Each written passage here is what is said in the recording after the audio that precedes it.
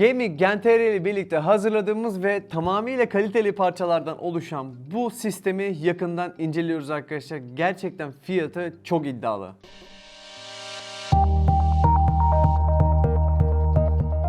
Arkadaşlar şimdi günümüzde bir oyun sistemi topluyorsak ya da bir masaüstü sistem topluyorsak belki de en önem verdiğimiz şey ekran kartı ve doğrudan burada görmüş olduğunuz bir Asus'un özel olarak üretmiş olduğu bir 3060 Ti ekran kartı bu cihazda görev yapıyor. Asus Dual RTX modeli bir ekran kartı bu ekran kartı. Şimdi 3060 Ti zaten bilenler biliyor arkadaşlar aranızda. Bilmeyenler için de söyleyeyim. Zaten başlı başına gerçekten güzel bir ekran kartı modeli 3060 Ti modeli. Fakat şöyle bir durum var. Piyasa aldı başını gidiyor. Fiyatlar hiç de normal değil ve böyle bir dönemde açıkçası bu kasanın içinde böyle bir ekran kartı bulunuyorken bu fiyatla karşımıza geliyor olması bence hakikaten çok önemli olmuş. Cihazın üzerinde bulunan bir DLSS teknolojisi var. Yani yeni nesil bu Nvidia'nın ekran kartlarında bulunan yapay zeka teknolojisiyle geliştirilmiş bu ekran kartları bambaşka bir deneyim sunuyor bizlere arkadaşlar. Şimdi DLSS diyoruz, DLSS anlatıyoruz size. Böyle düz mantık konuşarak aslında çok olayı özetlemek mümkün olmuyor.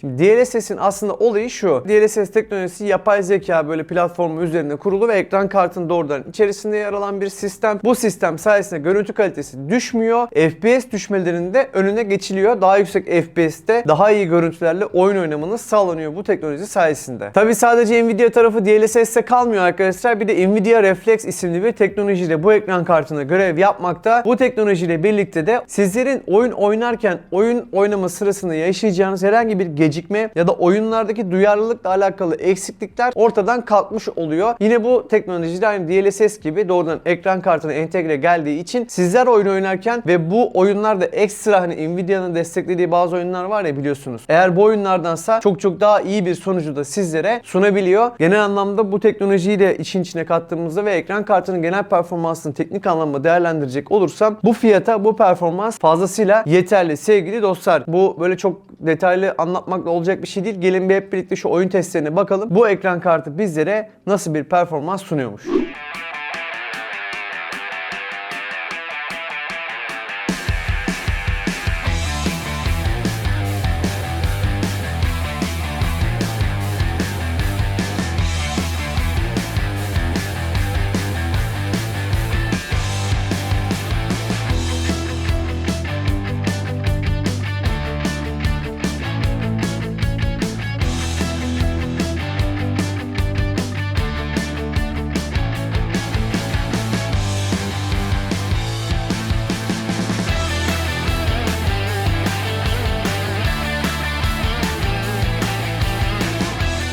Oyun testlerini izledik. Gördüğünüz üzere size de söylediğim gibi bu fiyata gayet iyi bir performansı bizlerle buluşturuyor. Tabi sadece oyun testi değil buradaki olayımız. Bu ürünü belki de böyle ufak tefek tasarımlar yapan, bazı video kurguları yapan insanlar da satın alabilir. Çünkü fiyatı dediğim gibi satın almaya uygun bir fiyata sahip bu ürün. Dolayısıyla ürün aldığınızda farklı amaçlar için kullanacağınız için bu cihazda bir Adobe programları üzerinde iş yapmak istediğinizde de sizi üzmüyor arkadaşlar. Dolayısıyla yaptığımız testlerin birçoğundan geçer not alan bu cihazın ekran kartı için şunu söyleyebiliriz. Fiyatıyla birbirini karşılayan bir performansa sahip diyeyim ve anakarta ve kasaya da değineyim. Videonun başında sizlere zaten şöyle söylemiştim biliyorsunuz. Kaliteli parçalarla donatılmış bir sistem dedim. Hakikaten de öyle. Kasanın genel yapısı tamamen Asus ürünleriyle arkadaşlar üretilmiş. Anakarta baktığımızda arkadaşlar bu anakart güncel teknolojilerin birçoğunu bünyesinde bulunduran bir anakart modeli. 12. nesil Intel'in işlemcilerini destekliyor. Zaten bu üründe de bir 12. nesil Intel işlemci görev yapmakta. Yani güncel bir anakart bu cihazda bulunmakta. Anakartımızın tam modeli Asus Prime H610M modeli.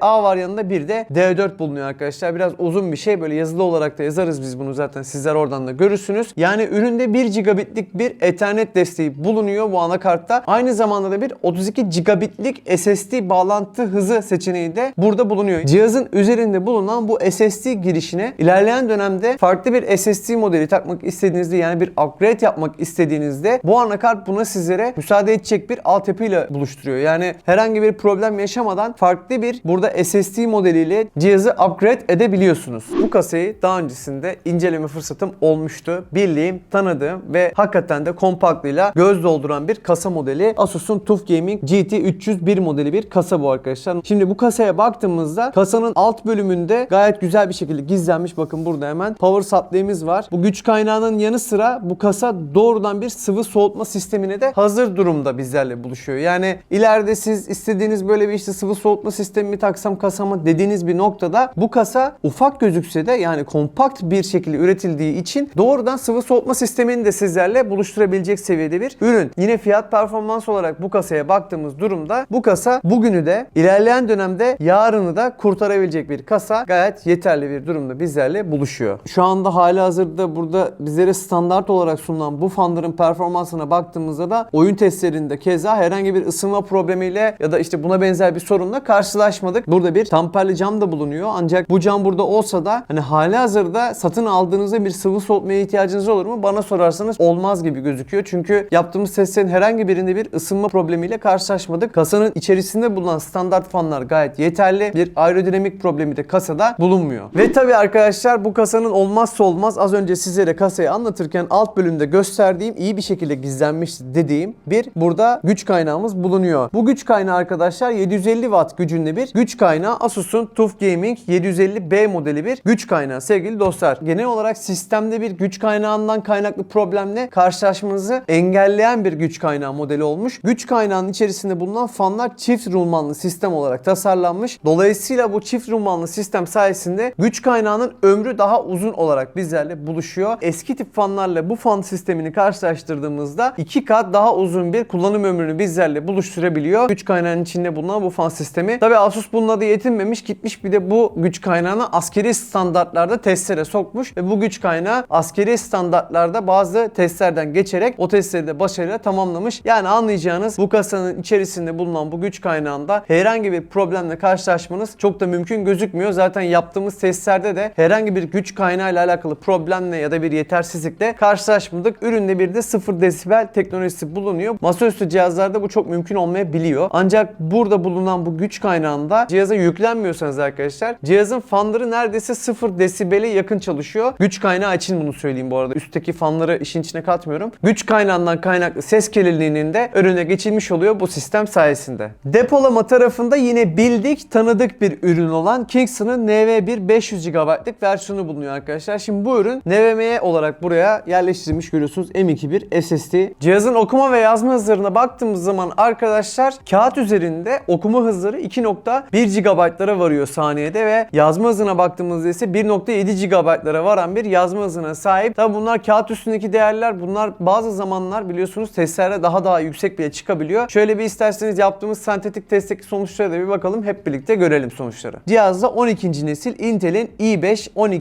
12400F modeli bir işlemcisi kullanılıyor. Bu işlemci arkadaşlar 2.50 GHz hızında çalışan bir işlemci modeli. Tabi Intel işlemcilerde bulunan Turbo Boost özelliği de yine bu üründe bulunuyor. Bu özelliği aktif hale getirdiğiniz bir durumda cihazın işlemcisi 4.4 GHz'lere varan bir hız ile sizleri buluşturabiliyor. Bu işlemci modeli 10 nanometrelik bir üretim teknolojisiyle üretilmiş arkadaşlar. Bu işlemciler bazı üretim süreçleriyle üretiliyor. Bu nanometrelik üretim süreçleri de şu demek oluyor: sayı azaldıkça çoğu zaman işlemcilerin performansı artar ve içerisinde bulundurduğu yeni teknoloji sayesinde güç tüketimi azalır. Bu cihazda bulunan işlemcide 10 nanometrelik üretim sürecini kesinlikle karşılayan, yani vaat ettiğini kağıt üzerinde bizlerle pratikleri buluşturabilen bir işlemci modeli olduğunu sizlere söyleyebilirim. İşlemci Intel'in son nesil işlemcisi olduğu için dolayısıyla Intel'in son çıkardığı tüm teknolojileri yakından destekleyen bir işlemci modeli. Burada sizlerle paylaşmam gereken bazı teknik detaylar dışında skorlar da var. Performans testlerine baktığımızda tek çekirdekte bu işlemci 688 puan alırken çoklu çekirdekte 5004'e varan bir skor ile bizleri buluşturuyor. Oyunlarda ise 101.7 Watt'a varan bir burada güç tüketimimiz var ve tabi daha tam güçle de bu işlemciyi kullanmak isterseniz o zaman 135 Watt'a varan bir güç tüketimine ulaşıyor bu işlemci modeli. Ayrıca arkadaşlar bu işlemcide Thunderbolt 4 desteği bulunuyor ve Wi-Fi 6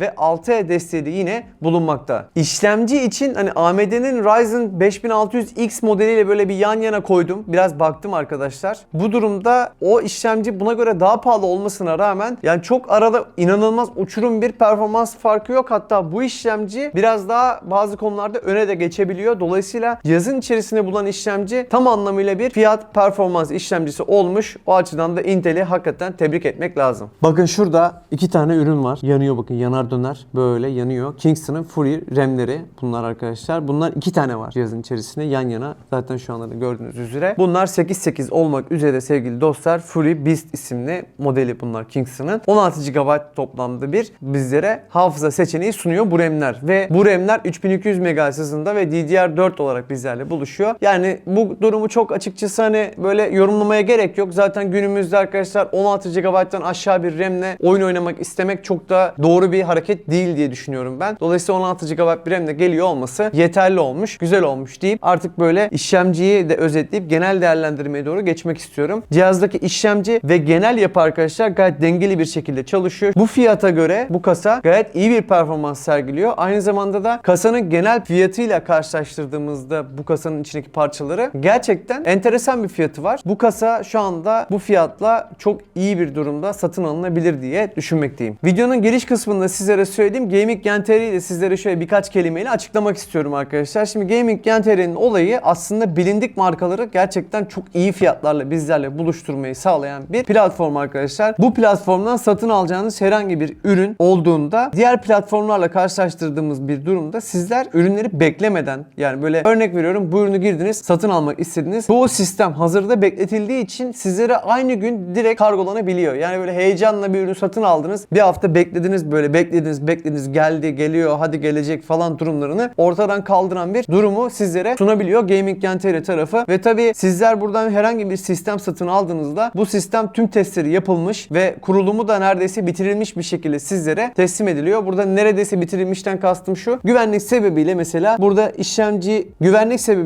burada ekran kartını söküp gayet güzel bir şekilde kutusuna koyup ama direkt montaja hazır bir şekilde size iletebilirler. Böyle durumlar olursa da sizler bu ufak montajı yaparak yolunuza devam edebiliyorsunuz. Ve tabii hani az önce de söylediğim gibi çoğu bilindik markalar alışılmış fiyatların altında sizlerle buluşabiliyor Gaming Gen TR üzerinde, ki bu kasa gibi diyorum. Sizler nasıl buldunuz bu ürünü? Bu ürünün fiyatı ve diğer teknik özelliklerini öğrenmek istiyorsanız da aşağıda bıraktığımız linke giderek arkadaşlar ürünü satın almak istiyorsanız da oradan satın almaya gidip bakabilirsiniz. Hem ürünün fiyatını nasıl buldunuz hem de ürünü nasıl buldunuz? Yorumlara yazmayı ihmal etmeyin ve bir sonraki videoda görüşene kadar kendinize çok iyi bakın. Hoşça kalın efendim. Bay bay.